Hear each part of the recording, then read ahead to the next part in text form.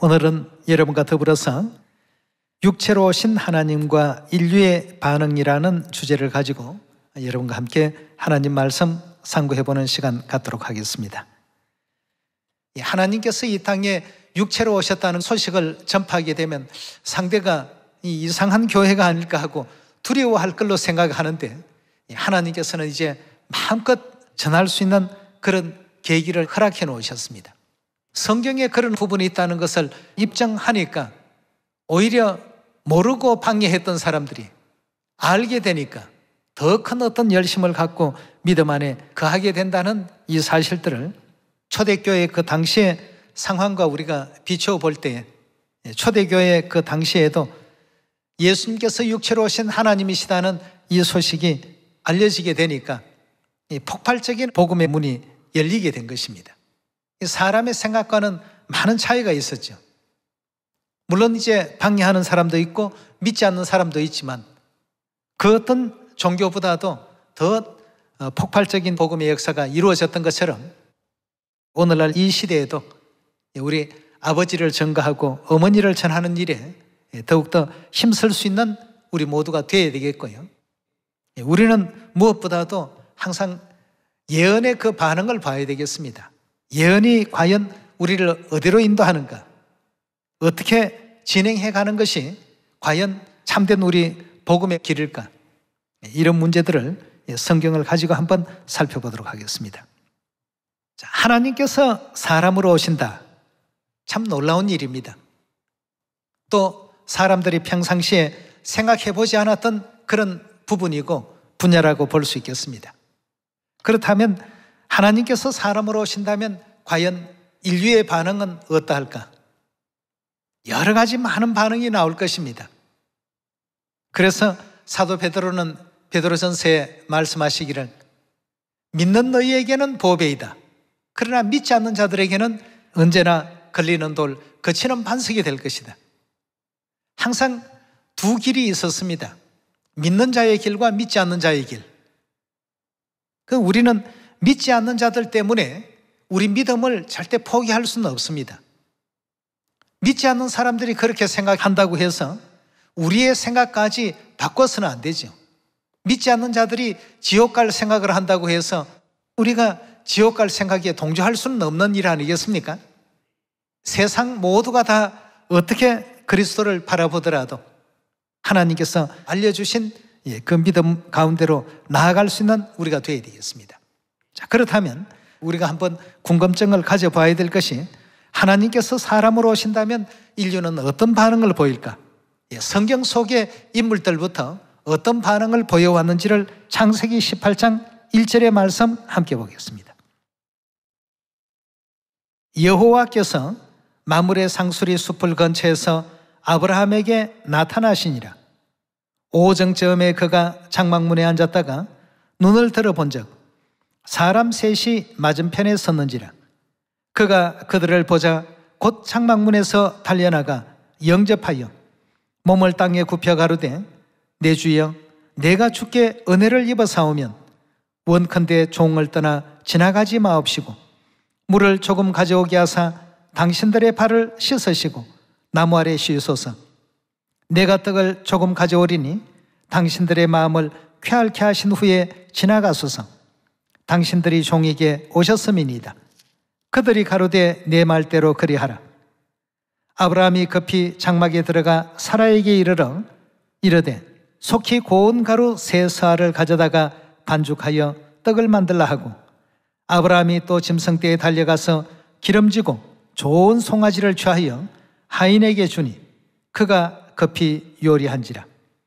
아브라함이 버터와 우유와 하인의 요리한 송아지를 가져다가 그들 앞에 진설하고 나무 아래 모셨음에 그들이 먹으니라 하였습니다. 여기에 지금 하나님께서 천사들을 대동하고 아브라함의 그 집에 나타나셨습니다. 육체를 입으셨습니다. 육체를 입으셨다는 그 증거는 아브라함의 눈에 직접 나타나시기도 하시고, 그리고 요리한 버터와 우유와 또 송아지 고기를 친히 잡수시는 이 장면까지 창세기 18장 그 기록 가운데서 우리가 볼 수 있습니다. 아브라함의 앞에 나타나신 육체의 하나님. 아브라함은 그 육체의 하나님을 보고 어떻게 반응했는가?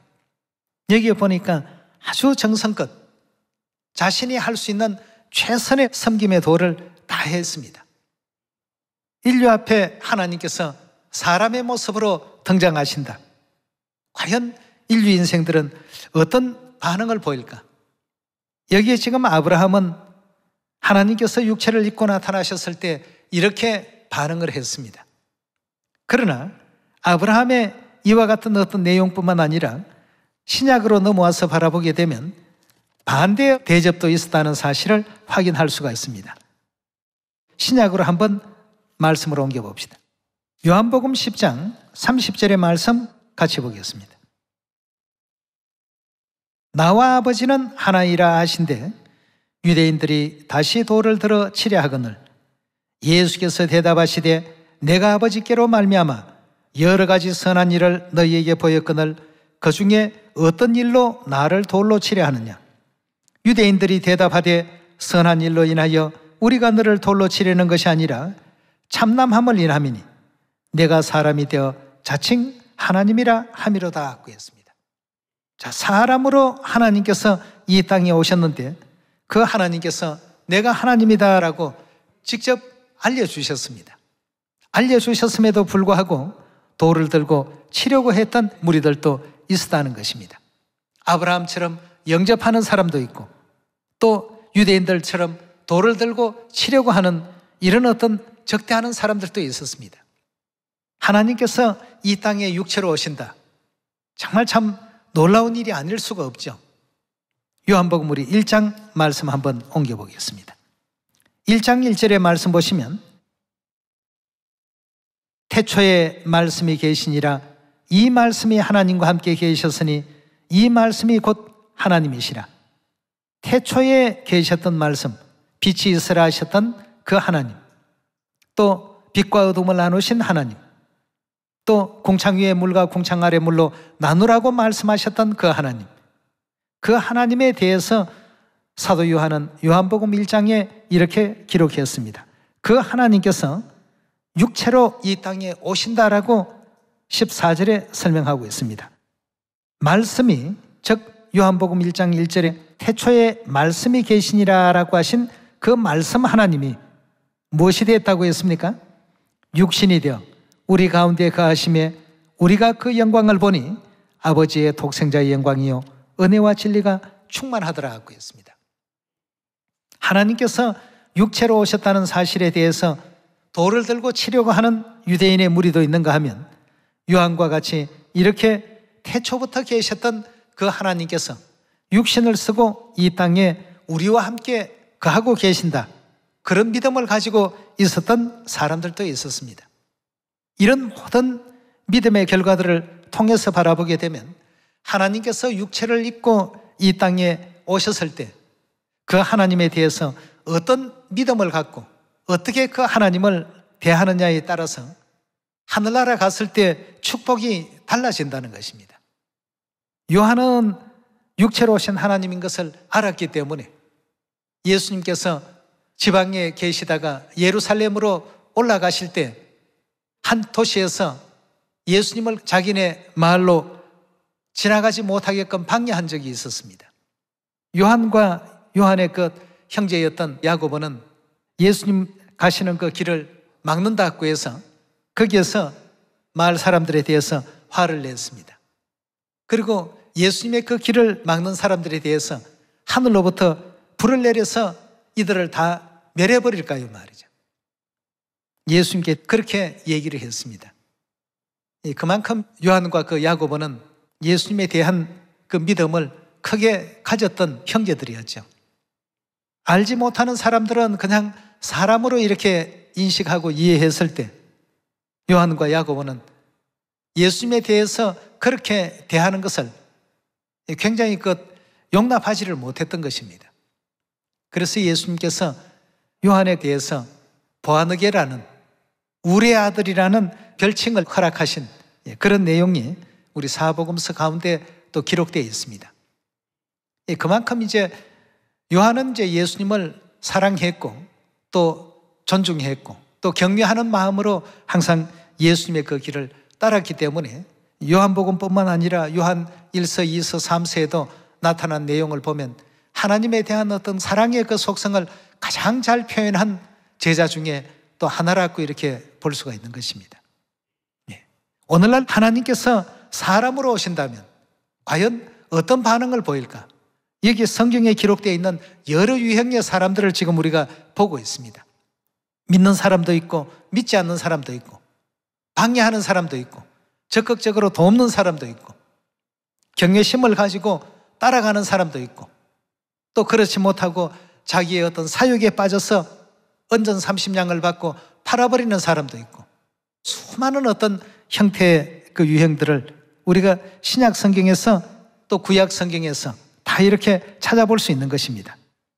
자, 그렇다면 초대교회 육체로 오신 하나님에 대한 신앙은 어떠했을까? 요한 2서 1장 7절의 말씀 함께 보도록 하겠습니다. 미혹하는 자가 많이 세상에 나왔나니 이는 예수 그리스도께서 육체로 임하심을 어떻게 한 자라고요? 부인하는 자라고 했어요. 그 육체로 오시는 것을 부인하는 이 사람들이 결국 어떤 자라고 했냐면 이것이 미혹한 자요, 적 그리스도니. 이런 사람들은 다 그리스도의 적들이라고 이렇게 말하고 있습니다. 육체를 입고 이 땅에 하나님께서 오신다는 것은 초대교회 신앙으로서는 당연시 여겼던 그런 신앙이었습니다. 유대인들처럼 사람이 되어서 하나님이라 한다라고 핍박하고 회방하고 대적한다 할지라도 초대교회의 그 성도들은 당연히 그렇지, 그런 믿음을 갖고 있지 못한 자들이 전부 적그리스도다, 그리스도의 적이다, 이렇게까지 얘기를 한 것을 우리가 바라보게 될 때 오늘날 이 시대에도 우리 하나님의 교회는 초대교회의 그 신앙을 그대로 계승해야 됩니다. 그런 신앙을 갖고 있는 우리 교회이기 때문에 세상은 그런 내용에 대해서 이상한 눈으로 보고 비뚤어진 어떤 그런 시각을 가지고 이렇게 있다 할지라도 하나님께서 육체로 이 땅에 임하셨다는 것을 부인하는 자들은 전부 미혹자들이요, 적그리스도의 그 영들의 조정을 받는 이런 어떤 무리라는 사실을 요한 2서에서 너무나도 확실하게 이렇게 얘기를 해놓으셨고요. 요한만이 그런 어떤 신앙을 가졌던 것이 아니라 디모데전서 2장 4절의 말씀 보시면 하나님은 모든 사람이 구원을 받으며 진리를 아는 데 이르기를 원하시나니라. 하나님은 한 분이시요 하나님과 사람 사이에 중보도 한 분이시니 곧 사람이신 누구라고 했습니까? 사람이신 그리스도 예수라고 했습니다. 여기에서도 우리 하나님께서는 육체를 입고 이 땅에 임하신다는 이 사실에 대해서 사도 요한만이 그런 어떤 신앙을 가졌던 것이 아니라 디모데에게 편지서를 보냈던 사도 바울 역시도 동일한 어떤 신앙관을 가지고 있었습니다. 다시 말하면 초대교회 모든 신앙의 가장 중심은 육체를 입고 오신 그리스도였습니다. 그렇다면 오늘날 이 성령시대 우리의 신앙 역시도 세상은 그런 문제에 대해서 돌을 들고 치려 하는 그런 행위를 한다 할지라도 우리는 이 땅에 오신 성령과 신부에 대한 절대적이고 확신한 어떤 믿음을 가지고 이 복음을 전파하고 또 전할 수 있는 우리 모두가 되어야 되겠습니다. 만약에 하나님께서 육체를 입고 이 땅에 오시지 않았다라고 한다면 우리 인류에게는 어떤 결과가 빚어지겠습니까? 인류의 구원이 이루어질 수 있습니까? 이사야 25장 말씀을 통해서 바라보게 되면 이는 우리의 하나님이시라. 우리가 그를 기다렸으니 그가 우리를 어떻게 한다고 했죠? 구원하실 것이라고 했는데 오시지 않은 가운데서의 구원이라는 것은 이루어질 수 있습니까? 없습니다. 또 히브리 9장의 말씀을 보면 자기를 바라는 자들을 구원에 이르게 하기 위하여 몇 번째요? 두 번째 나타나시리라. 그럼 두 번째 오시지 않았다라고 한다면 구원에 이르게 할 수 있는 진리가 나올 수 있습니까? 없습니까? 구원에 이르게 할 수 있는 진리가 나오지 않는다면 오늘날 이 시대를 사는 사람들이 가장 불행한 사람들이 될 것입니다. 그 누구도 구원에 참여할 수 없기 때문에 말이죠. 우리는 이 땅에 아버지 오시고 어머니 오심을 자랑해야 됩니다. 자랑스럽게 얘기해야 되겠고, 이 땅에 오시지 않고 우리와 함께 거해주지 아니하셨더라면 과연 오늘날 우리는 천국을 소망할 수 있는 존재가 되었을까? 지금 전 세계에 코로나가 창궐 해서 신종 코로나가 또 나왔다고 해서 많은 사람들이 두려움에 떨고 있고, 이렇게 하다가 죽으면 어떻게 될까? 모두가 다 죽음에 대한 어떤 공포와 미래가 불확실한 생활 속에서 그냥저냥 살아가고 있습니다. 그러다가 그들이 죽게 된다면 하나님 심판이 그들을 기다리고 있는데 말이죠. 그래서 이 땅에 사람 되어 오신 우리 하나님, 날마다 우리 하나님께 영광 돌릴 줄 아는 우리가 되어야 되겠습니다. 마리아와 같이 자기의 가장 값비싼 그 향유 한 옥합이라도 깨트려서 예수님의 장례를 위한 절차 속에 사용이 되어진 이런 복음서의 어떤 그 기록 같은 것을 바라보게 될 때 육체를 입고 오신 하나님에 대해서 그렇게 대하는 사람들이 있고, 바리새인 서기관들과 같이 만나기만 하면 예수님을 죽일 음모나 꾸미고 또 방해할 음모나 꾸미고, 이런 어떤 무리들도 있었습니다. 하늘에서 했던 그 모든 악한 짓들을 육체를 쓰고 이 땅에 와서 똑같이 재현을 하고 있는 것입니다.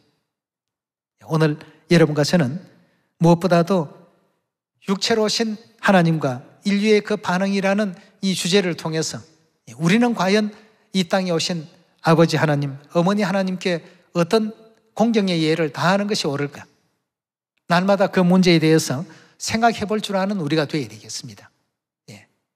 이 땅에서 성경 잘 가르치고 전도 잘하고 다 좋습니다만, 무엇보다도 그 모든 것은 하나님을 어떻게 경외할까 하는 그 문제에서 전부 비롯된 것 아니겠습니까?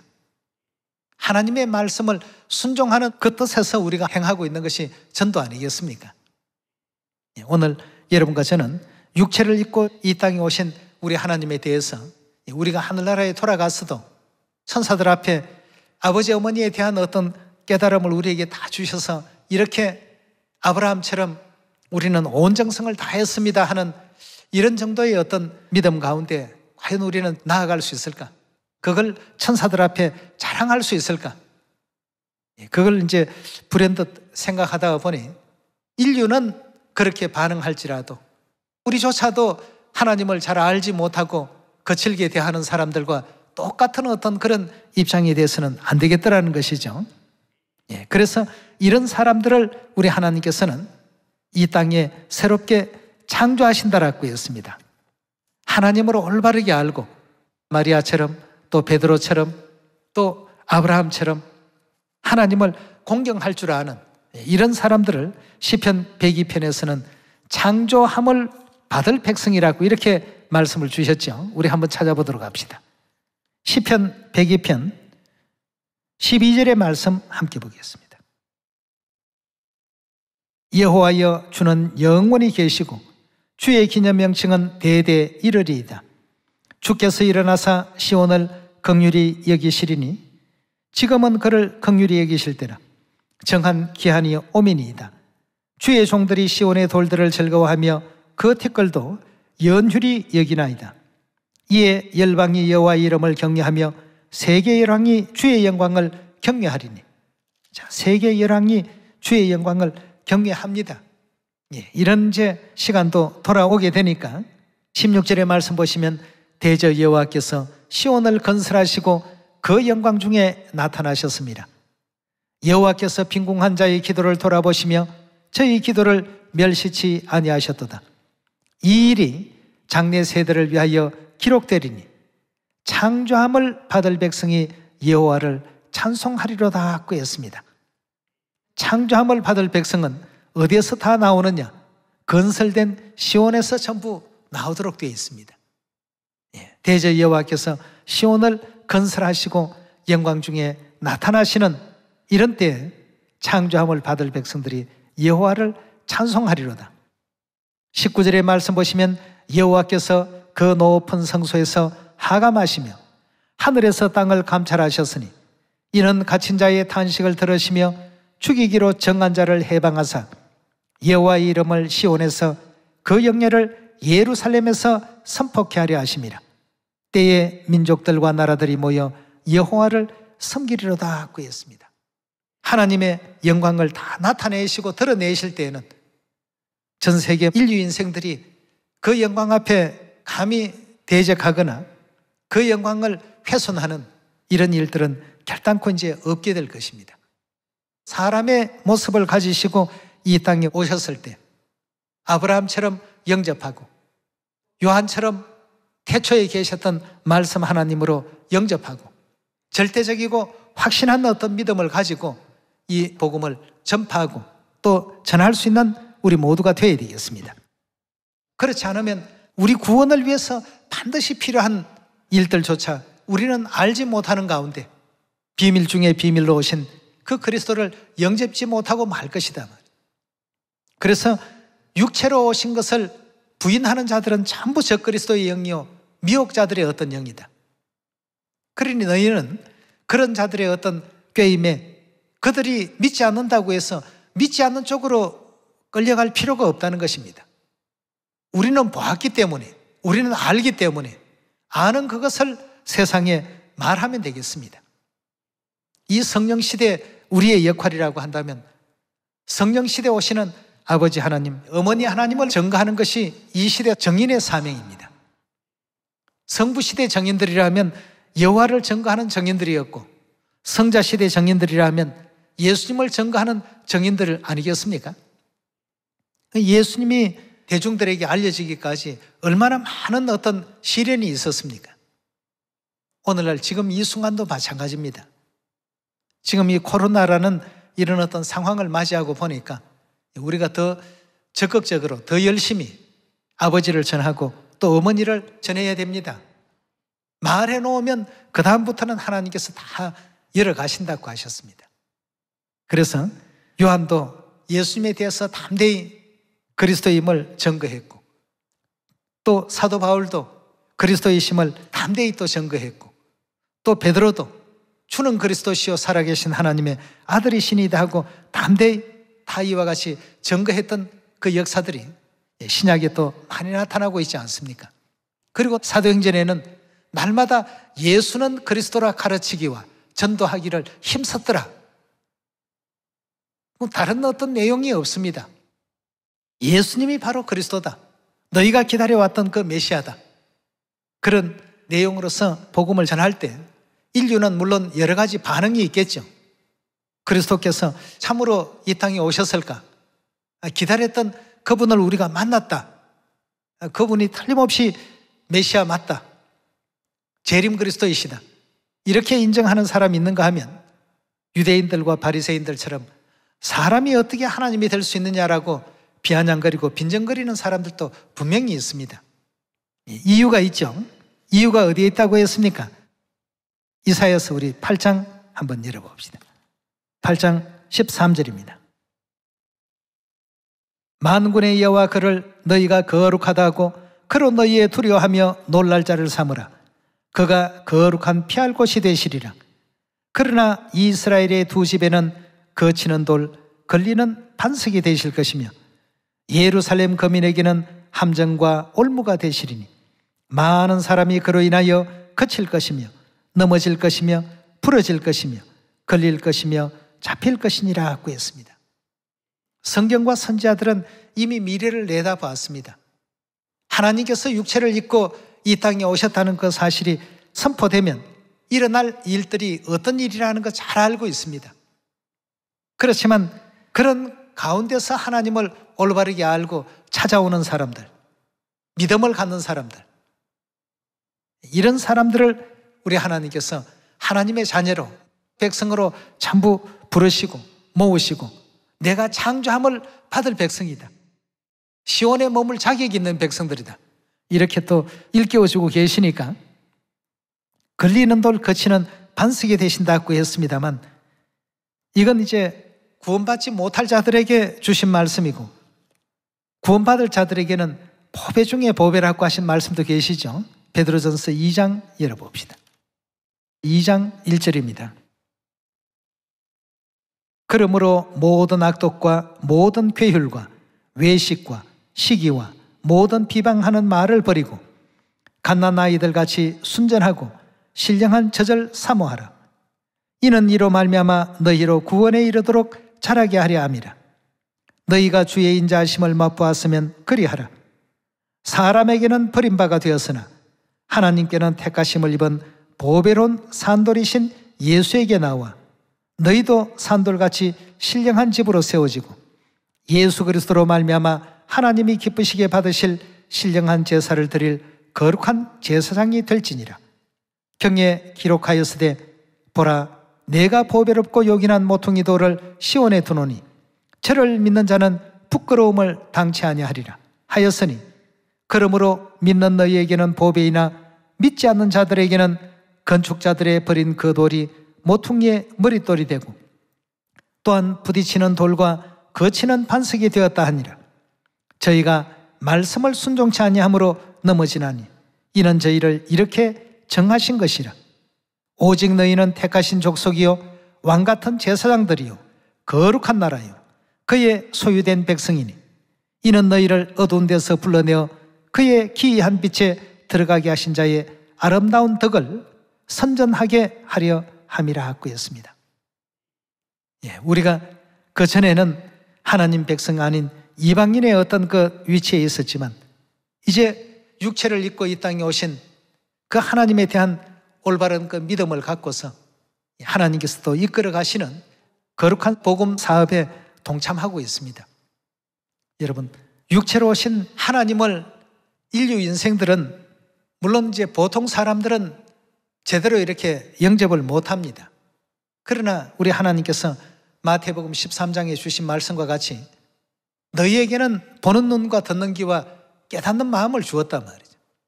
보는 눈과 듣는 귀와 깨닫는 마음을 가진 위치와 입장이라고 한다면 하나님을 이 땅에서도 우리가 어떻게 경외해야 되며 하늘나라 가서도 어떻게 경외해야 되는지를 올바르게 알고서 경외할 줄 아는 우리 모두가 되어야 된다는 것입니다. 물론 성경 한 줄 더 잘 가르치고 잘 읽고 다 좋습니다만 그러나 유대인들, 바리새인들 성경에 다 통달한 사람들입니다. 그러나 오신 예수님에 대한 경외심이 없고 공경의 예를 못하니까 결국은 십자가에 못 박는 일에 앞장서지 않습니까? 예수님 제자들보다도 바리새인, 서기관, 유대인들이 그 당대에 있어서는 성경을 아는 학문적인 어떤 지식 면에서는 월등히 많은 것을 알았던 사람들이라고 볼 수 있죠. 그 사람들은 직업 자체가 성경을 기록하는 사본을 만드는 역할 아니었습니까? 그런데 오신 하나님을 영접하지를 못했습니다.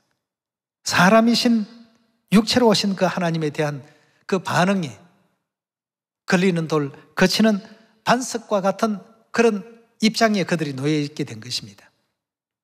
오늘날 성령과 신부께서 이끌어 가시는 이 복음, 우리 시온의 자녀들 창조함을 받을 백성들의 반열에 들어가려면 무엇보다도 육체로 오신 하나님에 대한 이 깨달음을 먼저 가질 수 있는